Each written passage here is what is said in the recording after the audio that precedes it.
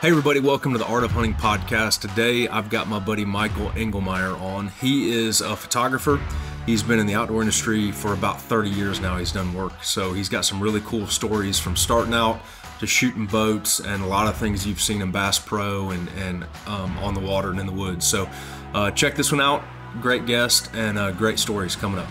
I've met you at a trade show. Was it ATA that I met you at in person? You know, I was thinking about that. Way back in the day? Yeah, I think it was ATA, and I think it was Dr. Grant, Mitch, and I, and you, right? Yep. Yeah, Mitch was there too. I remember that. So, man, you know, I'm an amateur photographer at best, and I've always admired. There's a lot of you great photographers out there in the industry, and I really want to have you on mainly more to talk about your approach to your career, kind of the things we were talking about earlier, like your dedication to it. I want to hear some cool early stories because I know you've got some. Like photography has progressed a lot. So I'm not trying to make you sound old or anything, but I saw you guys started in '93, and I know you've done some cool stuff. And I really just want to hear some back end stories. You know, I try to, on our podcast, we try to talk about some unique approaches to the outdoor industry. Like you and I come from a place where people see the polished product, the print ad, the catalog, the advertising, the stuff, but they don't always understand how that gets there. And especially with your boat photography, I know you've got to have some good stories there. So that's really what I want to get into. But first I want to hear, like, tell everybody listening, the millions of people listening right now, how a little bit about you, how you started, what you do now. It's a lot more fun talking together than talking about myself, but I'll do the canned speech real quick just for you. Is always a Yeah. visual kid, drawing, sculpting, all of that. Both my parents were coaches. Great upbringing. Dad exposed me to the outdoors. My dad was way ahead of the game and the stuff that he did. Right now, he'd be thrown in jail for. Grew up in a very well-to-do area in St. Louis, and basically he saw these spoiled kids that really didn't know how to do much outside of spend dad's money, and took them. And this is like the 1950s, Yeah. right? So this is like a long time ago. Took them with another couple coaches up to the end of the road, Ontario, and started a survival camp. And there, you know, as a little kid, I'm hearing these stories. I mean, I can't quite tap into the 50s. I'm not that old yet, but these kids, you know, that are used to driving dad's BMW, they go up there as junior high school kids, and he teaches them the stuff that he grew up with, and he knew how to live off land, how to make fire, deal with bears, and build these cabins, literally. And the wonderful part to that is that's some of the stuff that I grew up with. So I always kind of say our family had like a weird thing. My dad was the outdoorsman that married the debutante St. Louis, a beautiful aristocrat. If my mom listens to this or watches this. And so there's those genes that kind of slam together right there. And I kind of fell on this side of that coin where I was just heavily influenced by dad. And he would pack me around and take me around. But it was always the crazy stories when you get together with people about, the bear raiding the camp. And as a little kid, that stuff really sticks with you. So I was always naturally drawn to the outdoors anyway. But then I also had this St. Louis kind of country club thing that's being jammed down your throat. So it grows up a little eclectic. There wasn't many of us in our high school that hunted or did anything like that. Of course, we always had a farm. So we're in St. Louis and we go to the farm on the weekends or go to the farm for the whole summer. I'm very thankful for the way I was raised. That's the backstory of this. So as a visual kid, always out in the creek with crawdads and doing all the normal squirrel hunting stuff and having fun. There's that passion, that deep passion that you really can never get away from. And I found that to be the case. I don't think you can ever get away from that. I think that's part of the DNA. So as you're growing older, of course, I'm always drawing pictures of deer, and it's just like Hmm. I'd come back and I drew, since we didn't have cameras and stuff really necessarily for that kind of thing. Dad and my first turkey kill, we killed in the fall because we still fall turkey hunt a bunch. And so that was the start Hmm. of all of the visuals, because I could just see everything. And then when I finally killed my first deer, and this is classic, this is literally that pivotal moment in a life, is I was so excited because the first deer came easy for my cousin, my brother, and everybody else, but not for me. I really had to work at it. So I get him killed. I'm freezing. I think I had like some allergies or sick. I can't really quite remember. And we drag this deer. It's like starting to snow and rain underneath a porch at the farmhouse. And Dad gets down there with the old camera. I don't know what it was. If I was a real photographer, I'd tell you what camera that was. But he gets down there. And this is the era where a roll of 36, a roll in your camera might stay from Easter to the next Christmas. Is you shoot a couple pictures and put it down. So Dad Yeah. snaps these two pictures, and I'm sitting in there. I'm miserable, but I'm stoked. I'm holding the deer, and he shoots his two pictures. I got it like that, and sure enough, come Easter, when the frame counter's reading 38, 39, 40, 41, he pops it back and goes, "Oh, there's no film in the camera." And so I'm like, "Wait a minute.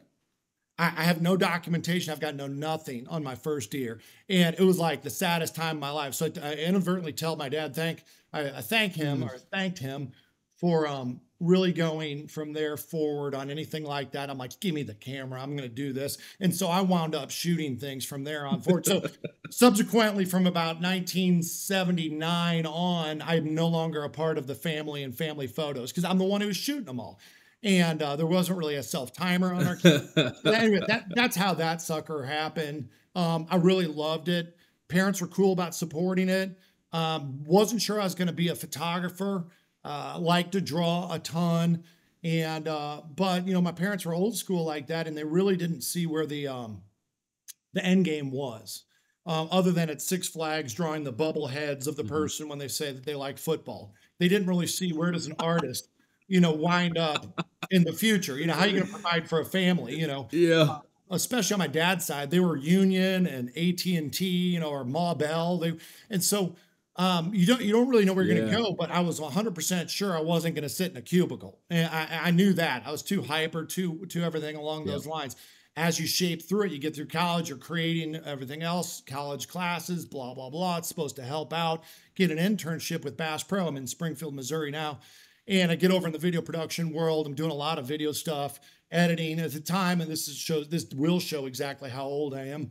Is you took that was actually a degree. So you'd go to school, at least part of it, 2 years to learn how to edit on a big linear editing machine, in an editing suite. And now I think my daughter edits palm videos on her iPad, and knocks them out. So times have definitely changed.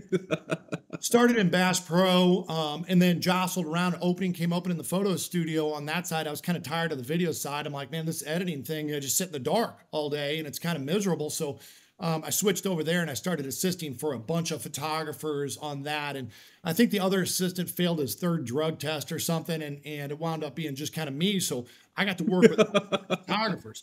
Yeah, it wound up being, it wound up being a pretty good thing, even though it was a little bit hard on me, in college, because I'm trying to juggle all these personalities, and they're great guys. I'm still friends with a lot of them to this day, but I thank them for that groundwork stuff.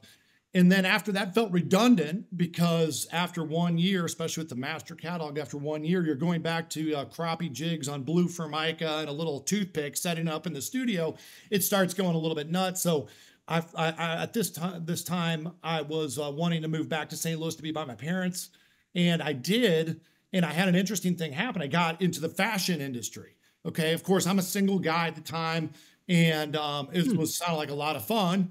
And I'm traveling around shooting women that go to, and men that wind up going up the food chain to Chicago and then Miami and all that. So I kind of got ensconced in that little world, which gets Yeah. really weird. I'm just saying it gets really weird. As much as I love it, it gets really I can imagine. it is especially when one of the heads of one of the agencies, she said, "Mike, we've noticed that all of your guy stuff is really, really good. We like the direction on how you work with these egos or these male models. And I'm like sitting there like, wait a minute here. And I wound up doing just shooting a ton of guys. And the ironic thing is I'm still friends with a lot of those guys later on. I've just always said it was a little different. Guy models tend to be a little bit more concerned than the gal models. But anyway, from there, gig with Ralston Purina, and then a wonderful photographer friend of mine, he called in a panic and he said, I have got Fred Arbogast. Have you heard of them? And I said, of course. I caught my first bass on a hula hopper. Of course I have. And he said, I've got him in the studio. You need to help me out. I don't fish. I don't know anything. And so I'm like, I'll be right over. So I run over there, and all the baits are like upside down, and and he's just laughing, and I'm like, I'll make sure you're good. Through the course of that, the owner of Fred Arbogast also owned Champion Boats. And Champion Boats at the time, the early 90s, was a lot like, it was Champion and Ranger boats were a lot like Porsche and Mercedes. They were kind of the high-end bass boats. And Don was his name, Don McKenna. He said, I'm trying to get them as a client. So I kind of set him a pick, helped him out. And then I had shot boats interning and working for Bass Pro. So I know it's a totally different animal. It's very complex, and it's almost like a military exercise on how you have to do it. And so I kind of helped him out. But the odd thing was the client wanted me to shoot it. And I'm like, well, I'm in Don's studio. And so then I split everything with Don because I had no equipment, and which is the huge hurdle. And I know you had a hurdle too. Okay. Anybody that starts gets a hurdle. And that is, I feel like I got the experience. I feel like I got the eye. But at the time, a Hasselblad camera was, 10 grand, 5 grand, whatever. But you can't afford it. Well, Don had lost a client. We decided to split it 50-50. I know how to shoot boats. He's got the gear. We take off. The ball gets rolling immediately. And it's never stopped. Honestly, it had never stopped since that had happened. A weird thing about that is, though, during that time. How old are you at this point? Probably 24, 25. Probably right. Oh, right wow. Yeah. Okay. So I'm right out of college, and I'm plodding along. A couple of those early years are kind of hazy, not because I'm right out of college, or maybe because I'm right out of college. They're hazy just because it was such a struggle. Everything was a struggle. And this goes into some of the stuff that I'd like to talk about on the podcast is everybody's going to hit a struggle if they've got a passion. Ryan, I know we could talk another whole podcast on how do you get from loving to draw and drawing your first lab with a duck, and how do you to where you are now. And that's the stuff I think that we can help some of the younger guys coming up, even though, as you know, the landscape has totally changed. It was the gateway to entry to photography was a lot harder then. It was a lot more difficult. There's a lot more on the line, buying Polaroid film, bulk, all of that. So obviously, anyway, so the ball gets rolling, and I decide I don't like starving anymore. I was literally hunting to eat, and so I had deer cut up and butchered in my backyard in St. Louis in a cooler, hoping that the winter stayed cold. And my roommates were getting jobs and showing up in new cars, and I was like starving. So it makes you really hungry. And then once you get a break and you see that break, you don't want to go backwards. So you keep the ball rolling. So then once Champion comes, then Tracker comes, then I said, man, if I get one more boat client, I'm going to move back to Springfield. And literally godsend, the next day I get Viper Boats. They called out of the blue. And I'm like, okay, there's a need, and I know boats and I like boats. So let's go to the lake. And I also like boats slightly more than I like starving, which is what it was before, And so you get rolling, you pitch the fashion thing out the window, because I really didn't see that being where I could have a wife and a family anyway, because it was very weird. As much as I liked it, it's just a weird industry, right? Ultimately, my passion is not fine linens. Ultimately, my passion is the outdoors. That's an earful. Sorry, I just gave you an earful, but that's the gist of it. Yeah. No, you're good, dude. That's awesome. I did, it's crazy to hear some of that behind the scenes story, but I got two questions. Why did they not like your female photography? What was up with that? Why did they say you did better with the dudes? here's what I think, and here's what I'd like to think in my head. What I'd like to think in my head, it's not that they Yeah. didn't like my photography of the gals, but the dudes at the time are essentially my peers and slightly younger. So it's like, hey, Okay. let's go do this, and then we'll go do this, and that's cool. And so it was a lot more natural. You're a single dude, I think I had a girlfriend at the time. So there's that awkward thing. Well, we can't be too, a lot of photography Yeah. is breaking the wall, right? And I think that some of our success Yeah. is I don't know many strangers.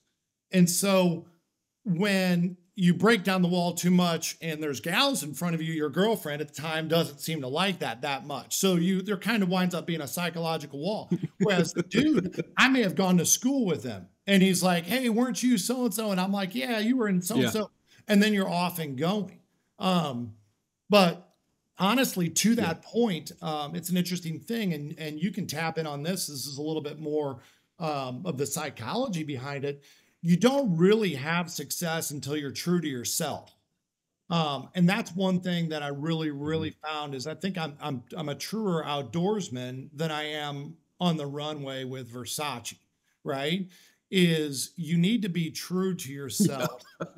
Um, and whether it was art school or whether it was the early years when I was doing things to impress somebody or compare to other photographers that I looked up to or other artists, I always fell short. And when I stripped it all away Mhm. and decided to go really to a God given gift or passion, that at that point you start seeing success. Um, I know for a fact, because you're incredible, that you can paint a lot of things. If I said, Ryan, I need you to paint this 1954 Mhm. Dodge truck, that is going to be a different approach than here's our Labrador retriever as a puppy or a Labrador retriever making its first retrieve. And Yep. that is my lab. So you got to be true to Yep. your heart when it comes to your Mhm. passion, your career, and your art, right? And I think that I Yep. was so naturally jazzed up about being in the boats and the fishing, and you get so naturally wound up that it's contagious, right? Emotions are contagious. So when I was doing things to please others and I was doing things that looked good, there was a happiness there, but there wasn't a true fulfillment of your gift at all. Yep. Yep. No, dude, you're right. We could do like 4 podcasts on that one right there. Yeah.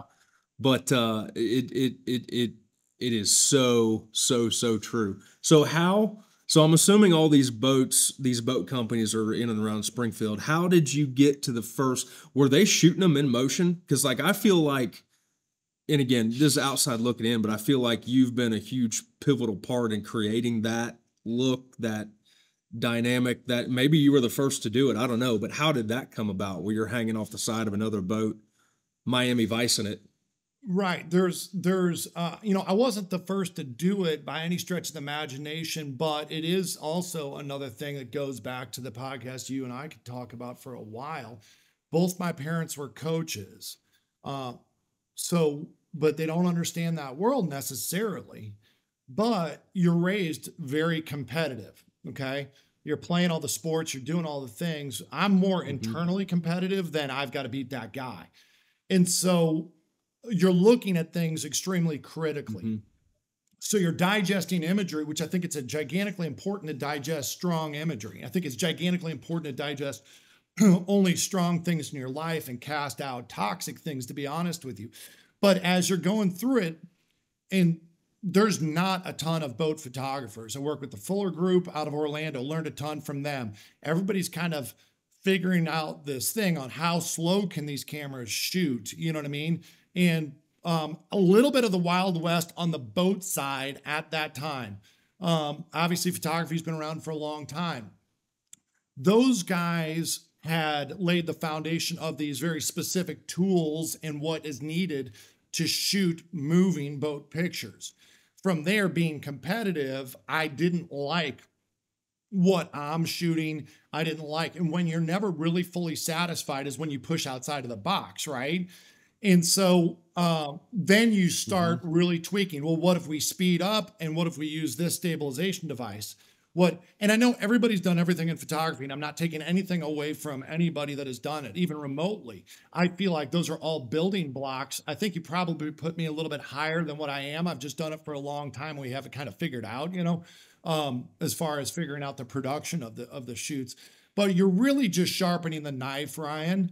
I think what it is you come back, the clients like the imagery. They think, oh, this is great. This shows the boat. The boat is hauling and it looks great.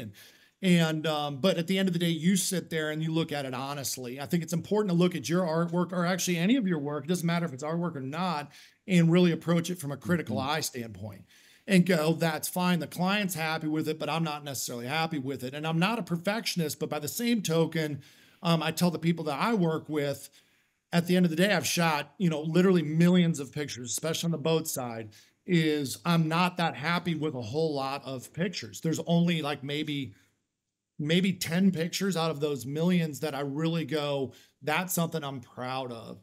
But my critical bar is set pretty high for what I want to achieve. That competitive thing comes in for what I want to achieve. So, anyway, if you look at things like that, it's a little bit maddening, but it also pushes you to be better. And I think that's why, guys, when I see your 8th grade picture or your first painting of your lab, and then I see where you are now, Ryan, I'm like, clearly you have that. You're not content.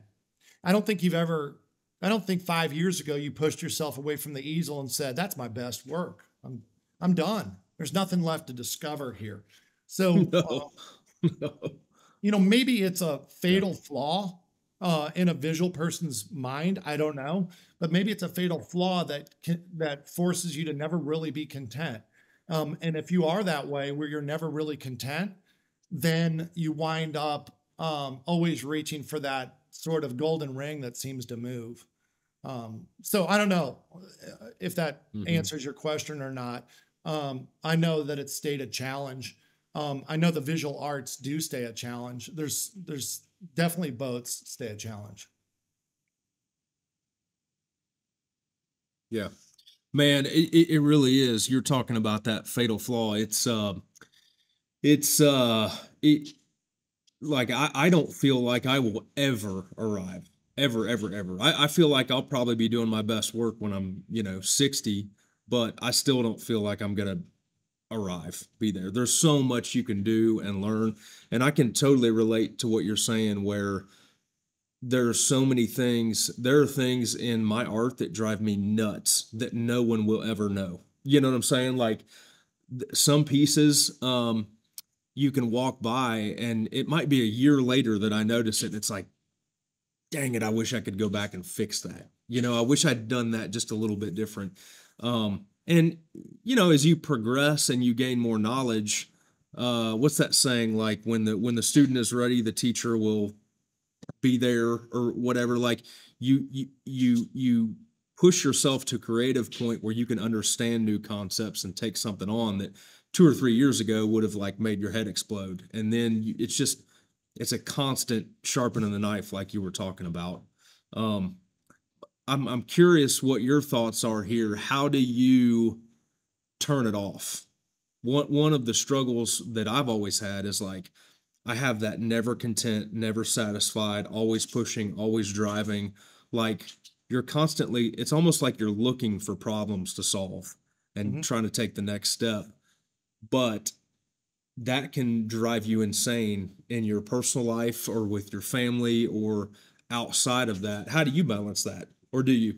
No, that's a great point. The maturity gives you a little bit better of an on-off switch, I think. But like I know for a fact it's a lot more difficult for people to be around me when I come back from a big job. And I understand that. We talk about a point of reentry because you get so hyper focused on the details that you'll go nuts. You'll absolutely go nuts. The important thing I think that it is, and I'll come back. We were shooting a gigantic job for Cabela's before it was with Bass Pro. And the ad agency was Ogilvy out of New York. And they had a big crew, and they had really just a ton of pressure. There was a lot of pressure on us. The art director only wanted me to use certain lenses. And so there's none of the feel good lenses that you could be confident in. So it was artistically a challenge and logistically a challenge. And you go through the entire shoot on this one particular shoot. You go through the entire shoot, and I'm just talking to those around me like I'm not happy with any of it. I said it's not. I'm just like I'm in a bad mood. I'm letting it kind of everything, and I'm doing my best to put the game face on. And I came back, and then the art director called, and he said, "Had you gone through this stuff?" And I said, "You know what?" I said, "Brandon," I said, "I'm going to leave that stuff sit." And that was a thing that I learned. So I'm just going to leave that stuff sit for a little bit, and I'm going to come back. And he's like, "Okay, that's fine." And when I came back to it, Ryan, I had a great revelation. The stuff did not suck. It's where I set the bar. I set the bar at Richard Avedon Photography. And so I set the bar. So when I came back to it, I'm like, man, there's a ton of good stuff in here. So what that winds up being is a learning lesson for myself. And that wound up, I put all the pressure on. I set the bar really, really high. But by letting that imagery sit and not having it so fresh in my head where I'm focusing on all the problems and focusing on all the things that I wished I'd done differently, but looked at the photography as a collection after I had forgotten the emotional ties to what you just created or tried to create, then I was able to look at it with a fresh set of eyes. That was a huge learning thing for me because you realize, okay, the problem is me. Okay. And so I'm the one who needs to make an adjustment on how I handle those things. And it's crazy. And I know exactly what you're saying is you can go by and you don't see the magnificent Boone and Crockett buck working the licking branch in the scrape with all of the musculature correct, just a stunning painting. You see something else. And so I think that bridging that gap there is important to talk to creatives about. Is if you set your bar high, here's what people see, here's what the world sees, but here's what you see because you created it. And it doesn't necessarily mean it's a failure. Sometimes it is a failure, but most of the time it's not a failure when you create, when you set the bar high. It's just the way that it is. But I think maturity teaches you how to balance that a little bit better. And I don't know if we're getting in the weeds too deep there on that, but it's a very real thing. And a lot of your viewers are probably in the art world. A lot of your followers probably do pay attention. Is like, wow, he's got a gift. Well, when you create like that, Ryan is probably never 100% satisfied. You got to have that disconnect and then go to your wife and kids. Right. Yeah. Well, I end up making a lot of sports analogies, and I always say like everybody thinks that being able to draw, paint, you were an artist too. You get that side of it. Oh, it's just such a gift, and it's like, well, there's an art and a craft to everything, and like Michael Jordan had to learn how to dribble left-handed and hit a left-handed layup before he could do anything. And there's a lot of fundamentals that you have to get underneath yourself before it can open you up to be more creative. And, personally, I just feel right now, I feel like when I paint, I'm starting to hit a little bit of that creativity where, for example, like I work from reference photography a lot, but it's never what I want it to be. Like animals take bad pictures too. And as a hunter, you realize now that foot needs to go back or that leg needs to go here, or, that's just kind of an odd pose. It doesn't really feel natural. And it took me a long time before I could get to the point where I can just change that on the fly. Like that hoof isn't right. I'm going to draw it this way. And it takes a lot of subconscious, like, data and analytics and collection in the back of your head to be able to just execute that on the fly. The same way that like MJ probably shot 6,000 fadeaway jumpers in the practice gym, in the Bulls practice gym, before he could just intuitively hit one, And I feel like you're constantly honing your craft and learning how to mix paint is a was freaking hard for me because, a cool yellow mixes different than a warm yellow, and learning how the technical side of the brushes and mixing paint and all that craft. And once you get that down, it's like you've got the tools in your bank to open yourself up creatively. And I'm sure you had to learn all the different lenses, the f-stops, the apertures, all the stuff before that stuff started to click in your head and be like, okay, this kind of light, this kind of shoot, this kind of frame, here's what we need to do. And then you can open yourself up creatively. And then once you do that, then the creative side is a whole new, like, wide open landscape, and then you've got to push yourself. Once you get the tools down, then you've got to really push yourself creatively. And I feel like that's the never ending battle, not battle, but the never ending opportunity for a creative is now that you learn how to use the tools, it's where you want to go. So, but I want to ask too, like tell some stories about, because I think anybody that has walked into a Bass Pro Shop in the past 30 years has seen your work. Okay. We've all seen the bass boat on a smooth as glass surface lake running, I don't know what, 60, 70 miles an hour. How do you actually do that? Like, tell some stories about how that's happened. There's a handful of ways to get that. And like I said, the landscape's changing tremendously. The beautiful thing is that there's certain things that don't change. And that boat photography in and of itself, and we have a ton of great clients. As a matter of fact, my client for Phoenix Boats was just calling while we're on right here. I need to call him back after we're done. Great boat, Phoenix's. We work without conflict of interest, like an ad agency, with numerous boat companies, Yamaha, Brunswick, Phoenix. We'll do some White River Marine, which is tracker stuff. And the reality is they all want to see their boats looking the best way. They want to see. And so there's a little bit of formula and there's a little bit of art. Okay. Those two things. And then there's a little bit of luck, because the reason why there's not a lot of photographers doing water work goes back to Kevin Costner and Steven Spielberg. And Steven Spielberg did Jaws, and he's over budget, and everybody's frustrated and quit. I'll never work on the water again. And Kevin Costner did Waterworld and over budget. I'll never do a thing on the water. Is for a creative, it's gigantically frustrating. So I have sports analogies and I have turkey hunting analogies. Those are the two that I use all the time. The reason why, and anything in life is applicable to one of those two.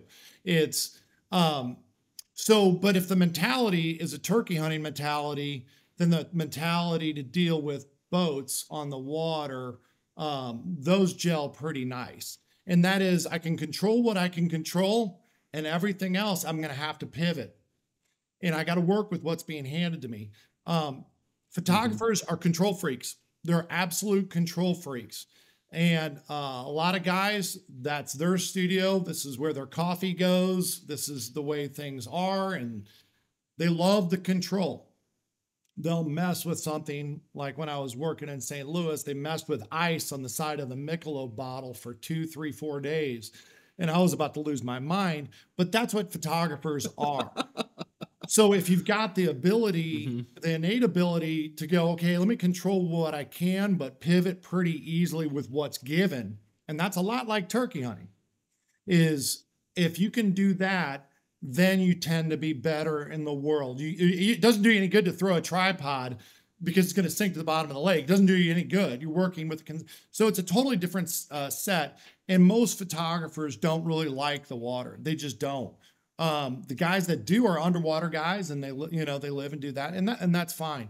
So anyway, my point is, everybody kind of gets to know each other, your competitors, and everybody works with each other for the most part.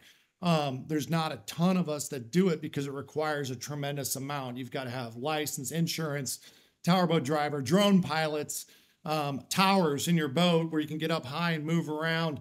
And there's just a lot of stuff, plus permissions on lakes and private lakes. And you talk to the water patrol and you make sure everything's copacetic. So there's a bunch of moving parts, and we have a super good team. and then we go out there and do it. Some of the stories is it's a good way to get killed. I do know that. I figured that out. There's always something because you're going fast and there's water. So it's not like you're going to stand up and dust yourself off. So I worked with one photographer, boat photographer, and not wearing a life jacket saved his life. Hey everybody, if you're looking for a Christmas gift for the hunter in your life, check us out at ryankirby.com. We've still got time to ship before Christmas. We can actually guarantee shipping up until about the 20th. So be sure to check us out. We've got great gifts, all new framing, all new prints, and some of my best sellers at ryankirby.com. In the early 90s, there was a big push for magical 100 miles an hour on a bass boat. So I don't know why, and I'm a bass fisherman, but I don't know why, but it's this kind of benchmark in the 90s. And so it's like several boat companies were chasing that 100 miles an hour thing. And I got to be along for some of those adventures right there because it was literally, you could get to 99, you could get, and they're tweaking and doing all that stuff. So one of our clients that'll probably remain nameless, they built a 100-mile-an-hour boat, had a special motor sent in. They stripped everything off the boat, so no latches, no nothing on it. And they called me down to Arkansas, and they said, we got a radar gun. We're going to prove this whole thing. We'll be kind of the first, you know. And I'm like, all right, I'm good. I'm all for it. The owner of this boat company was a little bit of an outlaw. Nice guy, but he was a little scary. And he was always challenging something. He said, well, we just hit 100. You need to get a picture of that. Get in the boat. And I'm like, well, there's like hardly any seats. There's one seat, you know. And he said, I'm going to drive. You're going to hit 100. And I want you to shoot a picture of the speedometer. And I said, well, all right, well, where's that? Where am I in this boat at?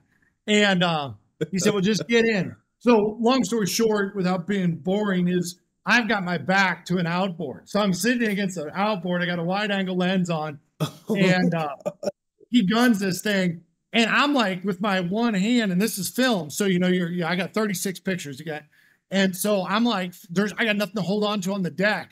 And so I'm bouncing, going across the lake, and I'm watching the speedometer. I'm like, oh, dear God. I'm like, this is going to be the worst way to die. And we hit 100, and I kind of stand up, and 100 miles an hour straight wind is absolutely insane. I shot the picture of the speedometer and him in it, and he's gripping onto it real good. And I'm like, please, dear God, stop this thing. And he stops it. And then he turns to me and he says, well, I didn't think you were actually going to get on the boat. I was just joking. But we got the picture. And I was like, all right, that's a little later. I don't know if it was the next day or the day after, the boat flipped on video when the video crew was shooting it. And he hit a wake and it flipped like what you see in like the YouTube videos. And it tore the transom off. Tore the motor off, but the guy lived. And I watched it. I thought he was dead.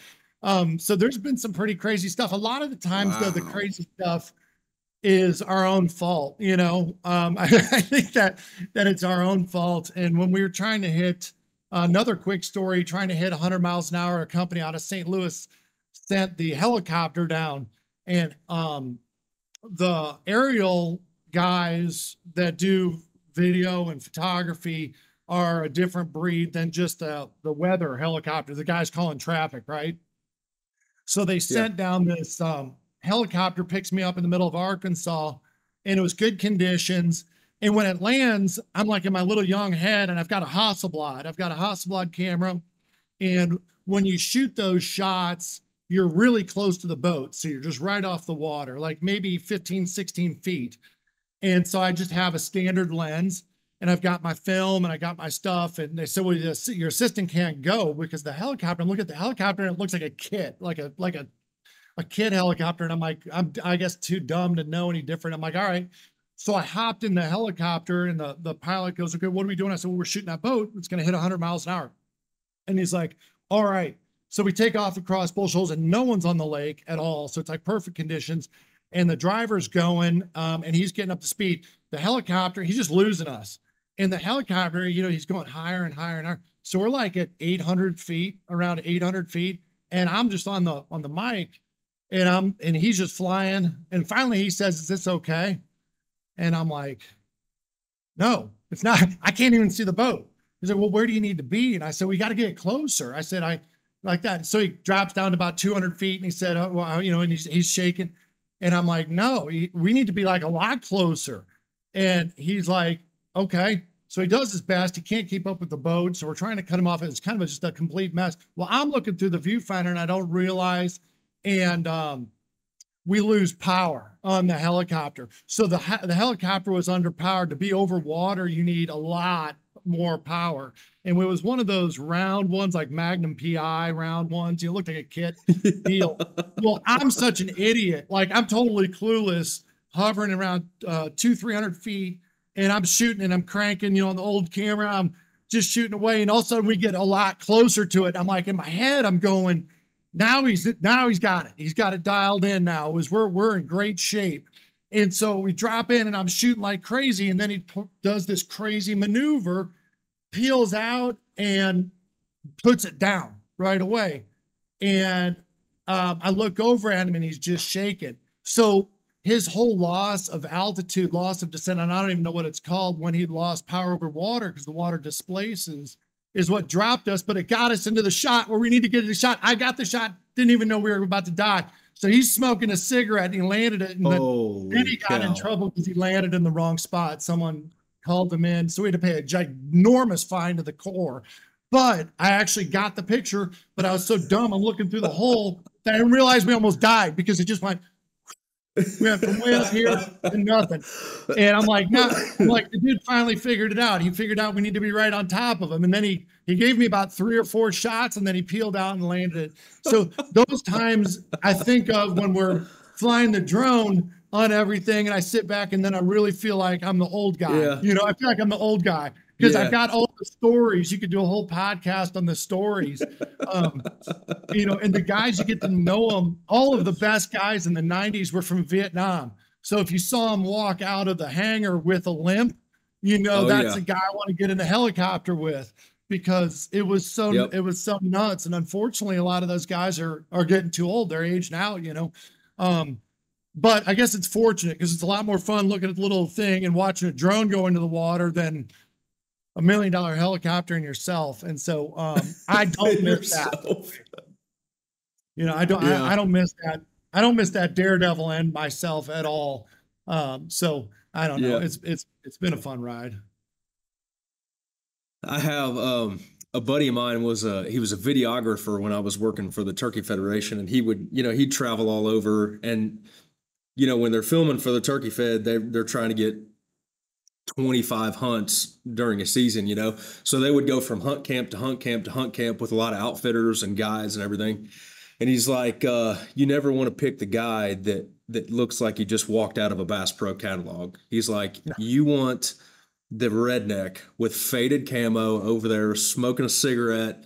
He's got antifreeze holes in his camo. He just got done working on his transmission and put on his mossy oak, and now he's showing up to guide you. He's like, that's the guy you want. You're going to kill turkeys if you hunt with that guy. That's what I was thinking of when you were talking about the Vietnam guys, man. I bet that those are the guys that you want. They're not afraid of any boat, No. We had one, and I don't even know if it's even remotely entertaining for listeners or viewers to hear old stories like this. I have no idea, but I'll just say it anyway. You can cut that sucker right out. This guy, I promise you, I'm enjoying it. Who cares about them? Well, I'm enjoying thinking about it because I hadn't thought about it for years. The boat company had developed this boat for extremely rough water. Okay. So that's a new hull design that cuts the waves, blah, blah, blah. We've attempted to shoot this boat a handful of times and it's always like glass. You go out and it's like, and that's not what the client wants. They want the client banging in water and, and so we need to get up to the Great Lakes. So we're up in Wisconsin or somewhere. And okay, we timed this sucker perfect. I'm sitting there and I've got an assistant at the time.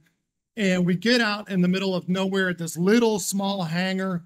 And this was our guy. He'd been shot like 5 times up through his legs and into his bud. And so I have all the confidence in the world in this guy, but he's kind of crazy, but I heard good things about him. Mm-hmm.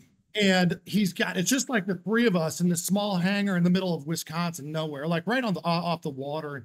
And there's a big screen, like satellite readout. And I'm watching it and I'm like, oh, we're shut down. This ain't gonna happen. Well, I'm now convinced because I'm looking at this cat, and this guy I think is starting to have a Vietnam flashback. I'm the God's honest truth. I think he's having a flashback because it's an actual tornado. And so the tornado's kind of going north. And he's sitting there, and I'm like, yeah, we're not doing this. I tell my assistant, I said, just take a nap. I said, we're literally not going to do this. And he turns to me and he goes, you want rough water? And I'm like, yeah, I do. And he said, I think we can beat this tornado. And I was like, what am I doing? Why am I even here? And so of course, like always the artist, right?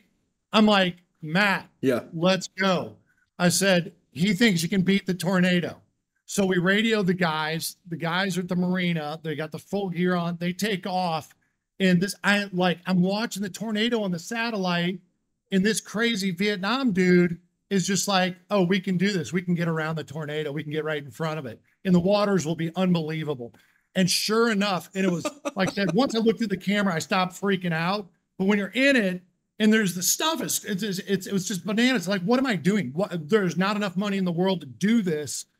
But once I get up and start looking through the viewfinder, I'm looking through the viewfinder and I'm going, oh, this is cool.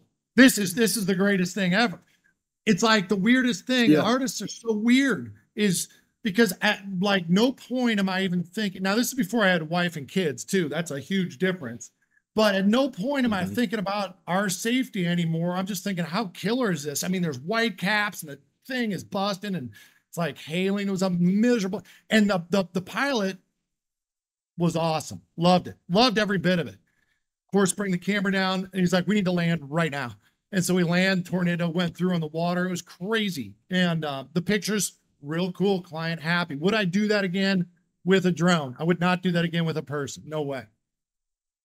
Yeah. It's fun when you're young, right? Well, after this, you got to send me some pictures of this stuff. So we can actually like overlay it on the video so people can see what you're talking about.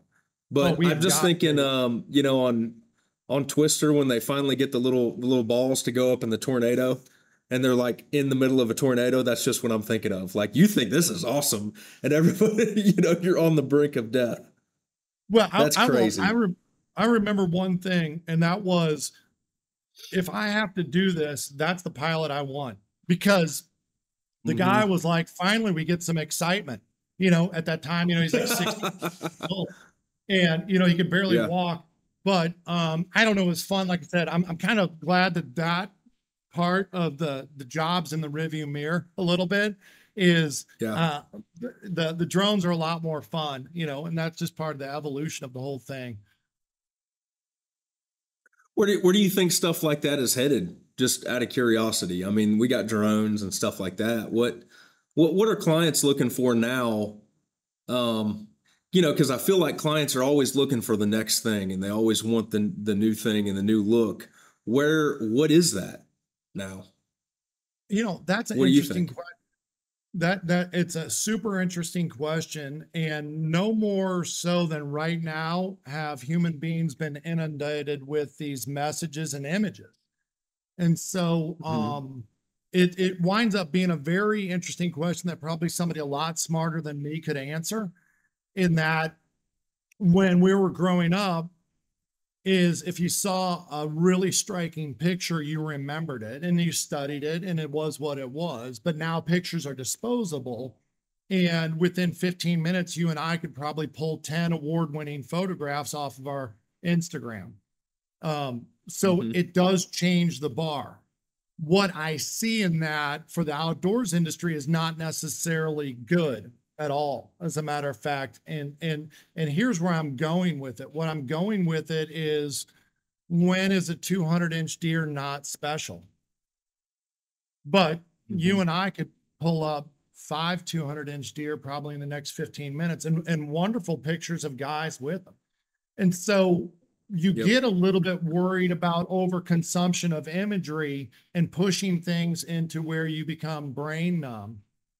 Um, Yeah. I think that's why your paintings and your artwork has such a classical feel that it doesn't necessarily age.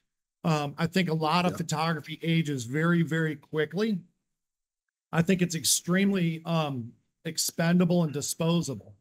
So I don't know where that takes Mm-hmm. us, but you do see unrealistic expectations being set on contract photographers. Their art Yeah. directors and people are looking at everybody's highlight reel. And maybe that Mm-hmm. guy that lives in the mountains, maybe he shoots some pictures every day. Maybe he has no clients. He just goes out and shoots award winning stuff. He gets hired by a big agency, or he gets hired and they say, I want that. Let's do that today. And it's noon and it's windy and it looks terrible and the leaves are. So I think we're setting a little bit unrealistic expectations by overconsumption of imagery. I think that's what Yeah. what happens. Um, I think I think it's a really tough for young photographers coming in to uphold those standards as good as the cameras and as good as things are getting. I think it's really hard, and we're seeing some interesting bounce back with clients coming back and clients getting new clients because they would rather have a 12-hour day with consistent imagery being able to use throughout the day than somebody that doesn't know lighting, that maybe has some good lensing and stuff like that, and some here and here. Um, so I don't know where the answer is. I just know that the bar is set really high, and I think it's really difficult for young photographers to come in and really have a style and put a fingerprint on what it is. Where you go, hey, that's Mitch's stuff, or that's Engelmeyer's Yep. stuff, or that's Lee Joe's stuff, or that's it's a lot different. I just think it's a lot different now. Yep. Yeah, I would agree with that for sure. And one thing too that I've noticed, and I don't know where this is going. I'd be interested to see what your thoughts is the cover photography. I mean, there's a lot of dudes that made a living shooting, wildlife and stuff for covers for magazines, and we all know what's happened to magazines over the years. Um, I feel like because I've art directed some stuff for Winchester and had to do layouts and had to. I've got a local photographer here that doesn't work in the industry at all, but he would come in here and we would do setup shots on ammo and things. And I feel like photographers that have a Rolodex of clients and connections, you're probably doing fine. But like the dude that just wants to submit all his deer photos to Outdoor Life for a cover and try to get in there, that's a tough deal. And I'm not sure the market is even going to be there in a few more years. I don't know. What's your take on it? Yeah, I don't think the market is going to be there. And I don't want to be the negative guy. And I'm the furthest from a negative person. But by the same token, Mm-hmm. the changes that are happening with the visuals, and I'm not even going to say AI, I'm just going to say the overall devaluation through the consolidation of stock imagery. And let's face it, mule deer don't change that much. I mean, a picture from film might look classic or it Yeah. might look dated, but still a 200-inch deer is a 200-inch deer. And so I would think that that stuff is really going to be a rough landscape. And I hate it. I absolutely hate it because the people that are gifted at that, and we've probably both been fortunate enough to know those guys, their craft is their craft. And I hate to see it devalued, especially when they're making tremendous sacrifices. They're making huge Yeah. sacrifices, time and otherwise, to make that happen. But it becomes literally flip through it. You can just chew right through that stuff. And there's no shelf life. Like there might be a shelf life on something where you can look at a picture and see the camo that they're wearing and go, well, that's original breakup. That's from this era. That's an old picture. We need to update that picture. It's not happening if Yeah. it's just stunning pictures of, like I said, a lab with frozen Yeah. water on his muzzle. And, that doesn't have a shelf life. And so I'm concerned about it. I don't know what the answer is on that. I honestly don't. Yeah. Hmm. Interesting. Well, tell me before before we start wrapping up, tell me about your studio, man. Tell me about your operation, because I know you've got a big old studio. We've got a big studio, and it's the nature of the beast. And like right now, I'm in the office right here, and it's like this Yeah. old person thing that I want to really create my in the studio space, and like an awesome meeting place and offices for people like that. But then at the end of the day, I don't do it because the studio is going to get trashed and full of water and boat props anyway. But the and if you know anything about fishing, Lynn Reeves that owned Lou's Fishing, this was his place, and it was purchased from a construction place, not right here. And he had reached out through a mutual real estate friend and said, "You're trying to shut down your first studio, which that's a podcast in and of itself, and open your own." Because I was renting for like 19 years, an old soccer and rock climbing gym, and made it our own. And he said the ceilings work. So it's got 31-foot ceilings. You can shoot archery in there. When the ice rink went down, the kids did practice. So it's huge just to be able to get clients big pontoons. They're 25, 26-foot pontoons in there and clean them and keep them all safe and protected. We'll do the next podcast from down there. It's a little echoey, but it's pretty huge. It's a great space. Okay. Open the doors, and we've got a great crew. Like I said, and I will say this, there's not anything achievable on your level or my level without giving credit to the team. And I've always said that it's not that I'm necessarily good at photography. I'm good at spotting talent. And that, I think, is hugely important. The people that work for me and support myself are the backbone of that. And they're all better than me at what they do. All of them. They're all better. And so I've got to be pretty quick to dispense and disperse the credit on any success that we've had from just a really strong team, to be honest with you. Yeah. Yeah. How many people work there?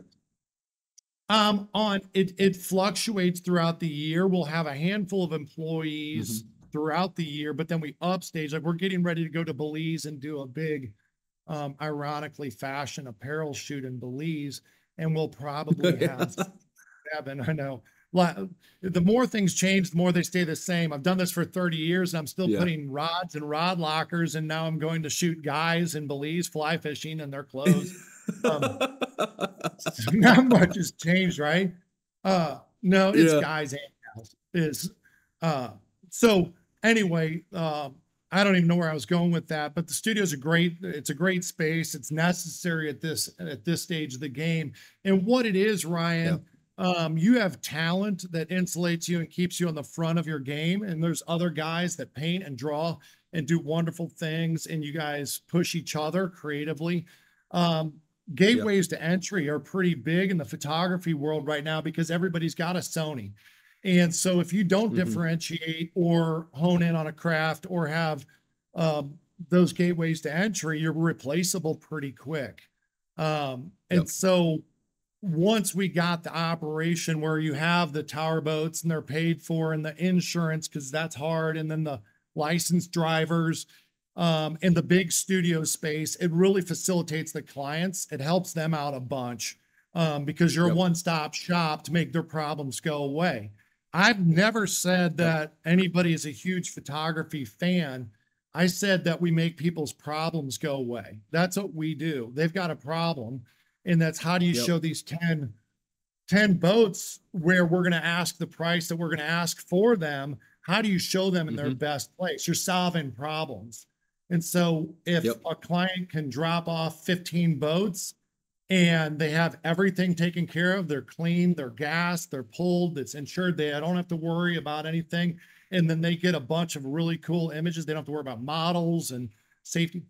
We make their life easy. And I think that that's important for creatives, whether you're videoing Mark Drury up in a tree stand for the 15th day in a row and it's freezing or not, is if you make your client's life easy, you'll stay employed.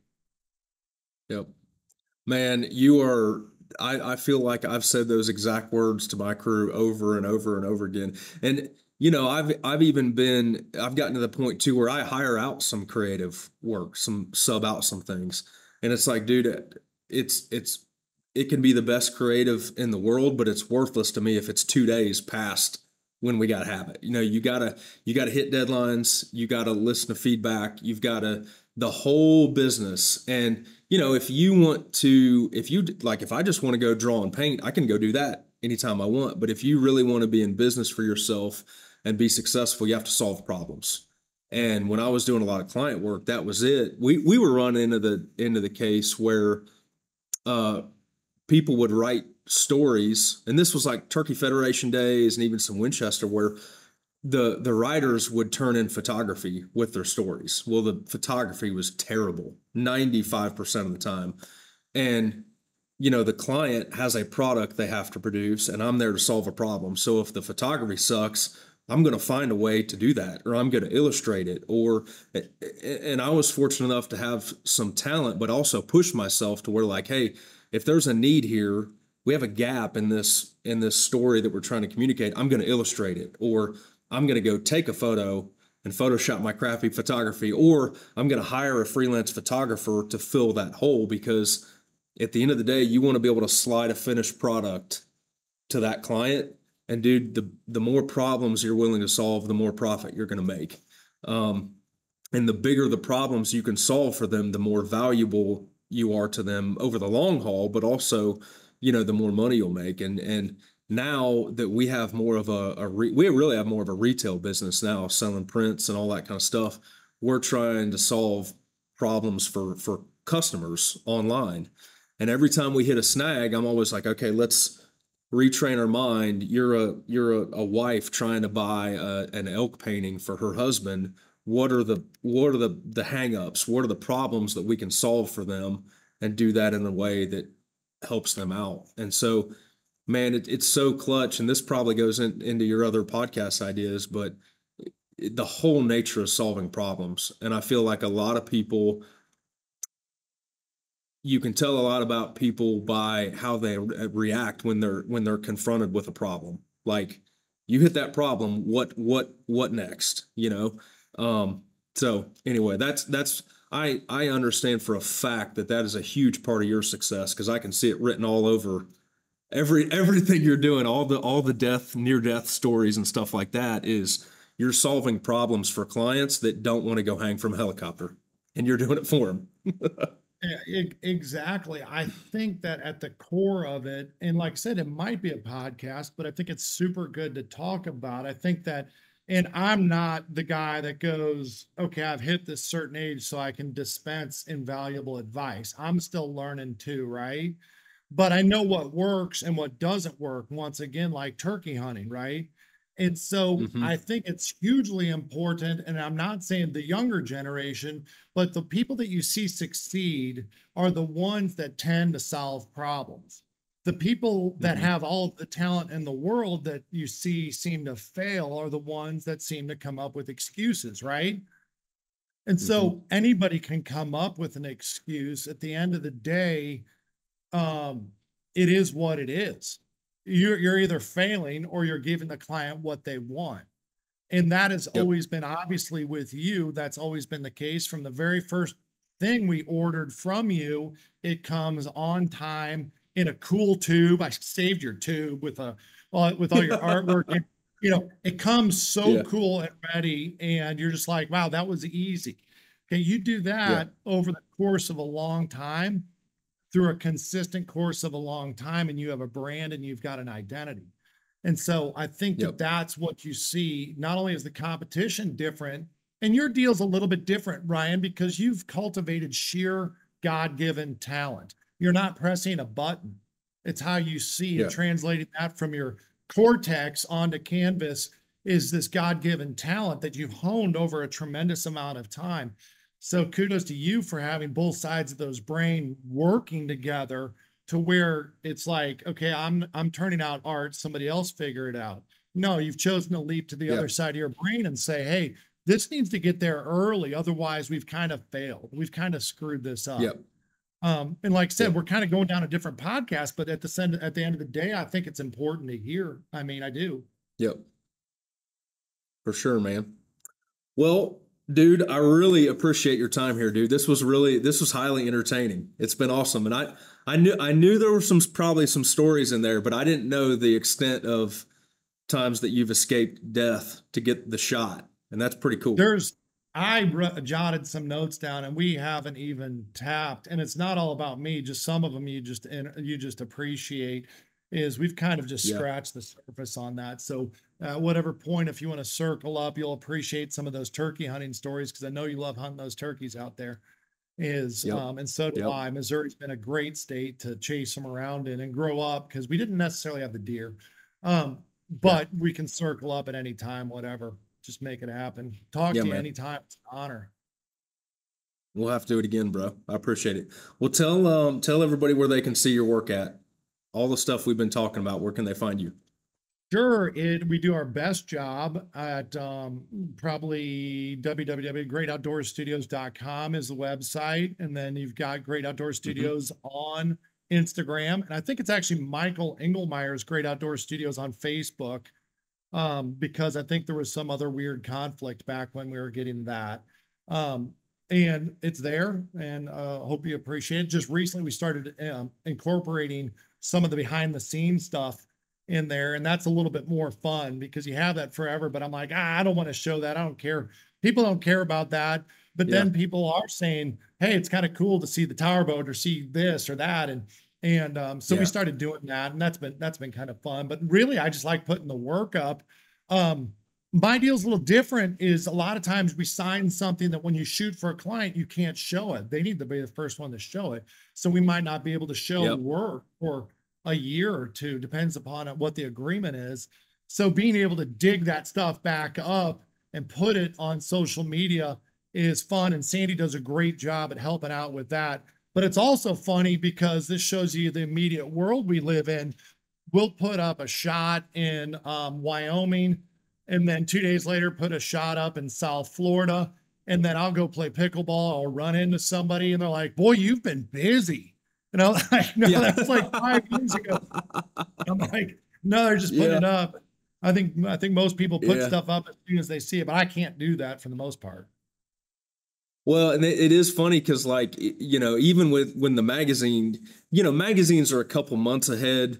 I've learned a lot of the retail is about a year ahead, but you'll see something hit stores and or hit a newsstand, and my phone will start blowing up, and it's like, what is this? Like, oh yeah, I saw that cover of Outdoor Life, and it's like, oh dude, that was 3 months ago. I'm like 5 projects past that. I didn't even think about it, but it is kind of cool. And I think that when you get your podcast up and going and start talking, one of the cool things about talking about it is that you start to think back and you're like, oh man, this is kind of cool. We've done some really cool stuff over the years. And I didn't think about it back then, but the times where we were just putting stuff together with duct tape and just figuring out how to do it 10 years ago has led to where we're at now. And it's a pretty cool story how you got there. And your whole career is loaded with that kind of stuff, I feel like. So yeah, it's weird. You blink your eye and then you buzz through a ton of time. And that's just life, right? And so, you don't think about it, but you charged me to think about it when you and I were talking, and I'm like, boy, man, I just really don't. And that the more you think about it, sometimes you giggle, sometimes you're like embarrassed. Is the more you think about it, it's like, wow, we really have covered a ton of ground. Then you do start feeling old. Then you're like, wow, those are the film days. But yeah, there's some fun stories in there to peel back on just mainly overcoming problems. So maybe it's another podcast, or maybe it's what we plan on doing and on a podcast, and it's just gathering a bunch of those stories and talking to inspirational people like yourself, Ryan. We've got a bunch of people lined up. We just need to start getting it in the can. It's not about photography. It's not about hunting. And it's not about fishing. It's really about overcoming problems, isn't it? And succeeding in life, right? Yep. Hey, all right, bro. Well, thank you so much for your time. Let's do it again. Real quick. Yeah. Sorry to interrupt. This deal right here, that deal right there, as a land manager, in that partnership with the guys at Land and Legacy, I just got this yesterday. Thank you guys for doing that. Huge, It's cool, huge man. time. That Yeah, that was Matt and Adam's idea for sure. I just kind of helped them polish it and, visualize it. So, you and I as creatives, we're communicators, and we use our talent and brain power to communicate ideas, and that really is just a tool to communicate. But yeah, it turned out well, and I think it'll be really cool for people. Well, Ryan, So it's been a joy to watch you succeed in your gifts, man. There's a ton of good people and a ton of good artists, but there's very few that have the are the whole package, the Michael Jordan package, like yourself, Ryan. well, And don't be embarrassed, but it's you deserve all the success. You work hard, and your work is it's so inspirational. It's wonderful. I just hope you can keep trudging away, and it'll be exciting to see where you go, because it's as yeah. good as it gets. It is it's Well, it's as good as it I, gets, Ryan. I appreciate that, man. I really do, because it's been a grind this year. It's been hard, and we've pushed on a lot of different fronts, and I find myself so much getting, you get away from why you started, and I find myself in like business and just we've got employees and we've got budgets and taxes and video and this and that and the other, and you sit back and sometimes it's like, man, this is not why I started. This is hard. And you're working all day and then going to coach a basketball game and then going to work at night again. So I see a light at the end of the tunnel for where we're going and where we've been really pushing hard. But no, I really do appreciate that, because sometimes you just need to take a breath and realize, all right, we've gotten somewhere. Like we're getting there. It's just going to take time. So I think it's important, and sorry to go down a road again, but I think it's important, you're good, and man. you and I lightly touched on it the other day when you were coaching your son's basketball stuff. I think it's important when you take off and set about your journey to have a target to aim at on whatever that definition of Yeah. success is. And it sounds to me that you and me, I had my own internal benchmarks to hit that I wanted to hit. But Yeah. I think one of the reasons why we clicked is because yours is the same way, is you're striving for that balance, right? You're striving to have the Yeah. successful and to not sacrifice on your family, be able to coach. And that's huge. To me, that's the definition of a winner, because you're not chasing one thing to leave another thing. I Yeah. think you're doing it right. You are. Different podcast, right? Well, different podcast. Well, dude, thank you so much, man. I appreciate it. And everybody check out Engelmeyer on Instagram is where I follow everybody. So yeah, man, you got some great stuff, and I appreciate all your time here. Thanks, man. I appreciate it. Talk to you soon, buddy. Yeah, bud.